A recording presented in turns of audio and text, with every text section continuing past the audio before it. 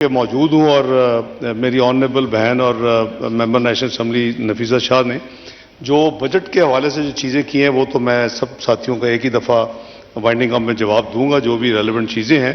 एक चूँकि एक बड़ी इस वक्त पब्लिक डिबेट में है, पिछले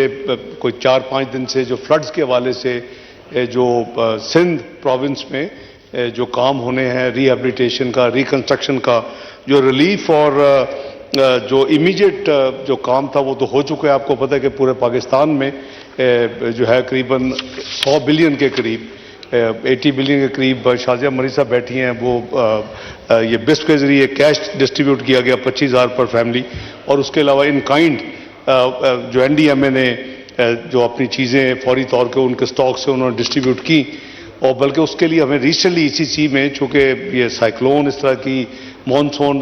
कुछ प्रोडिक्शंस आ रही थी तो उनके स्टॉक्स को हमने रिप्लेनिश करने के लिए ईसीसी में 12 अरब रुपए की अप्रूवल दी। तो वर्चुअली वो करीबन 100 अरब का जो है वो तो खर्चा हो चुका और बहन ने उसको एक्नॉलेज भी किया। जहाँ तक रिहेबिलिटेशन रिकंस्ट्रक्शन प्रोजेक्ट्स का ताल्लुक है वो चूँकि इस बजट से वैसे भी ज़रा थोड़ा हट के है तो मैं उसको क्लैरिफाई कर देता हूँ। ये UNDP, world bank, Asian development bank, European union और पाकिस्तान की मिनिस्ट्री ऑफ प्लानिंग ने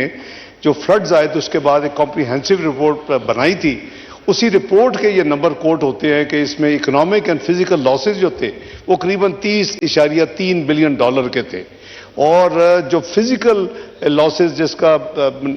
ऑनरेबल मेंबर ने जिक्र किया कि हाउसिंग और इस तरह के इंफ्रास्ट्रक्चर सारे, तो वो उसके लिए जो रकम दरकार है वो 16.3 बिलियन डॉलर है। और अगर आपको याद होगा कि यूएन सेक्रेटरी जनरल के जरिए जिनेवा में प्राइम मिनिस्टर ने एक डोनर्स कॉन्फ्रेंस की थी, मैं भी उसमें था और अपना फॉरेन मिनिस्टर बिलावल भुट्टो साहब भी थे, तो उसमें जो प्लेजेस मिले थे करीबन 50% जो के लोन से जो डोनेशन थी कैश वो तो बहुत थोड़ी थी, लेस देन $400 मिलियन। जो असल था कि उन्होंने प्लेज किए कि जी कंट्रीज ने, अदारों ने, मल्टीलैटरल्स ने कि जी इस रिकंस्ट्रक्शन रिहेबिलिटेशन जो काम है जो कि 3 से 4 साल का एक्सपेक्ट किया जाए मुकम्मल होगा, तो उसमें वो करीबन 50% के करीब वो हमें पाकिस्तान को यानी फाइनेंसिंग देंगे। तो इस हवाले से चूंकि मीडिया में भी बातें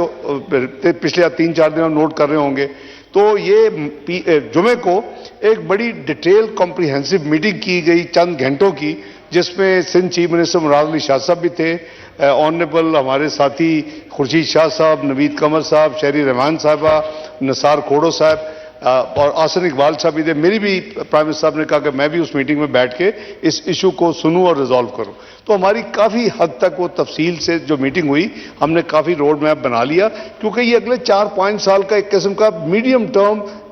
डेवलपमेंट प्लान कह लें, बजट होगा। तो उसके लिए आज हमारी दोबारा एक मीटिंग हो रही है। इट वॉज एग्रीड सबके कुछ चंद घंटों के बाद उनकी कमिटमेंट्स थी, कुछ ऑनरेबल जो पार्टिसिपेंट्स थे, तो आज हमारी मीटिंग,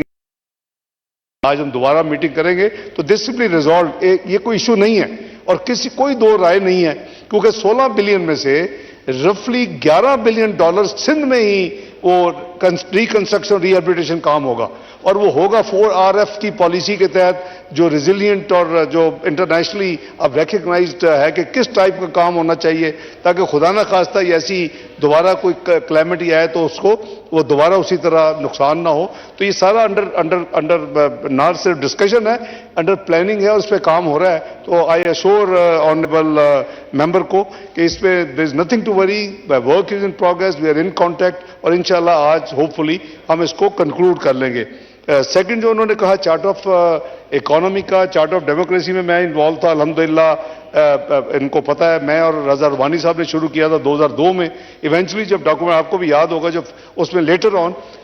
जनाब सदर अब्बासी साहब को और हमारी आसिफ इकबाल साहब को ऐड किया गया। ओरिजिनल तो उसका था सिर्फ कोड ऑफ कंडक्ट कि जी जो भी इलेक्ट हो तो उसको शुड नॉट बी बैकस्टैब, लेकिन बाद में उसमें सिविल मिलिट्री रिलेशंस, उसमें कॉन्स्टिट्यूशनल अमेंडमेंट्स जिसके नतीजे में 18वीं तरमीम हुई, उसमें एनएफसी अवार्ड, उसमें लीगल रिफॉर्म्स, उसमें ट्रूथ एंड रिकंसिलिएशन कमीशन, उसमें कॉन्स्टिट्यूशनल कोर्ट, तो वो मैं उस सारे प्रोसेस में 4 साल गुजरा हुआ। लेकिन जो इनिशियल जो 2002 में जब ट्रिगर हुआ तो मैं, मोहतरमा बेनज़ीर भुट्टो साहबा अल्लाह उनको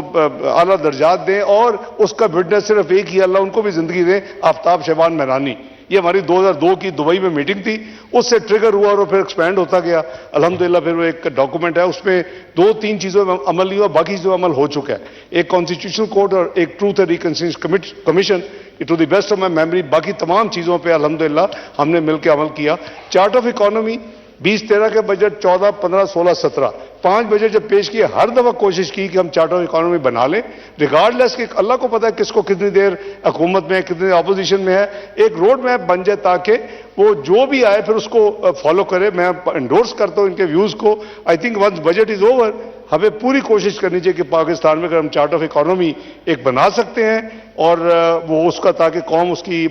विटनेस हो, तो इस मेस से हम निकलने की कोशिश करें जिससे हम फंस गए हैं। ये क्वागमायर इज बिगर देन 98-99। मैंने वो भी एटमी धमाकों के बाद पाकिस्तान में जो हालात थे, आप सबको पता है कि दुनिया ने हमें पूरी सजा देने की कोशिश की और हमारी बदतरीन पाबंदियां लगी और उसके साथ हमारा प्रोग्राम IMF को भी उस वक्त फौरी उसी रात को सस्पेंड कर दिया गया। उसको 8 महीने लगे थे रिवाइव होने में। तो हमें